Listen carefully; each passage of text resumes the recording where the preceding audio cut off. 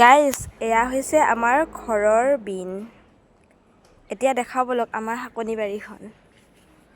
এয়া দেখিছেনে বিনৰ গছ এনেকৈ বহুত নাই, কেইটামান পুলি ধুনীয়াকৈ এনেকৈ ৰোৱা হৈছিলে।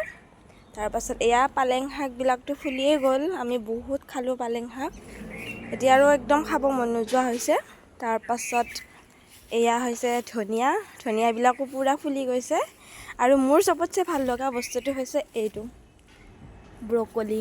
আমি ভালেকেইটাও খালোঁ, আৰু কেইটামান আছে এইজোপাত। একদম দেখিছেনে প্ৰায় 6টামান লাগিছে। আৰু ইয়াৰ পৰা খাইছিলোঁ আমি এটা, আৰু তাত আকৌ দুটা নতুনকৈ পোখা মেলিছে। এয়া দেখিছেনে, ইয়াতেও ইডালো আমি খাইছিলোঁ, আৰু ইয়াতেও খুব ধুনীয়াকৈ এটা দুটা আৰু এইফালে আৰু এটা তিনিটা ধুনীয়াকৈ পোখা মেলিছে এনেদৰে। তাৰপাছত এইটো হৈছে ফুলকবি।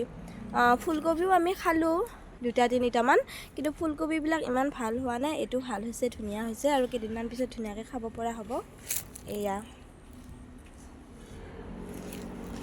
তাৰপাছত ইয়াতে আছিলে আমাৰ মূলা শাক। তাৰপাছত মূলা শাকৰ ছিজন যিহেতু গ'ল, ইয়াতে আকৌ আমি পালেং ছটিয়াইছোঁ। খুব ধুনীয়াকৈ ধুনীয়াকৈ গজিব লৈছে আৰু পালেংবিলাক।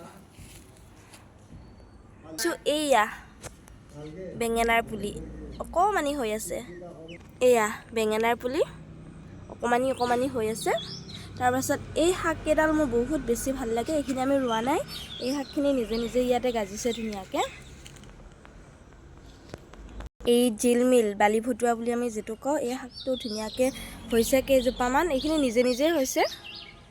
ধুনীয়াকৈ জলকীয়াৰ পুলি সিঁচি থৈ দিছোঁ, ইয়াৰ পৰা উঠাই কিনে ধুনীয়াকৈ ৰুব লাগিব। এয়া আৰু আমাৰ শাকনি বাৰীখন।